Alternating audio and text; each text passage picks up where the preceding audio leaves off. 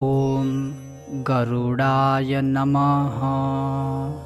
अध्याय 4। 10 दिनों की रस्में पूर्ति। यदि पुत्र न हो तो कौन कर सकता है? आंसू न बहाते हुए, क्योंकि पृथक आत्मा को वह सब कड़वे आंसू जो परिजनों की आंखों से गिरते हैं पीने पड़ते हैं। पुत्र को अपने पिता के प्रति लाई की फुल्लियन अर्पण करनी चाहिए। जो जन्म लेता है वह मरता भी अवश्य है। यदि किसी के पुत्र नहीं है तो धर्म पत्नी, भाई, रिश्तेदार या ब्राह्मण रस्मों को पूरी कर सकता है।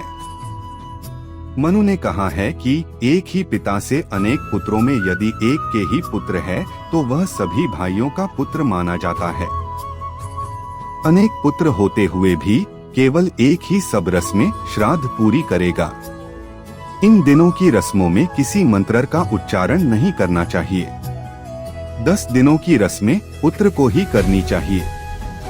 यदि सबसे बड़ा पुत्र का मरण हो जाता है तो पिता जो अभी जीवित है मोह विवश रस्म को पूरी नहीं कर सकता। 10 दिन के श्राद्ध परिवार के नाम में होते हैं।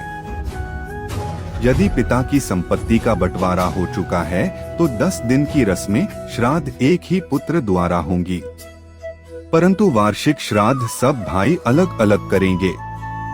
पुत्र श्रद्धा पूर्वक 10 दिनों की रस्मों की पूर्ति में एक समय भोजन, जमीन पर सोना और शुद्ध आचरण रखेगा।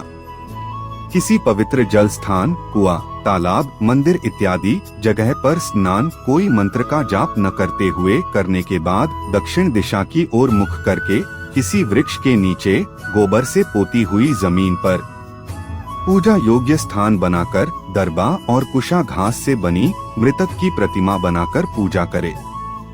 इसके आगे कुशा घास बिछाकर लाई ढालकर चावल का पक्का खाना, धूप, फूल, फल आदि अर्पण करे। इसी तरह 9 दिनों तक करते हुए 10वें दिन पूरी हजामत बनवाकर पीले वस्त्र धारण कर मांसान के लड्डू और सामग्री के साथ पूजा करते हुए मुक्त आत्मा की शांति के लिए प्रेरणा करें। प्रतिदिन श्राद्ध के बाद नहाकर गौ को प्रसाद खिलाकर आप भोजन करें। ओम गरुड़ाय नमः।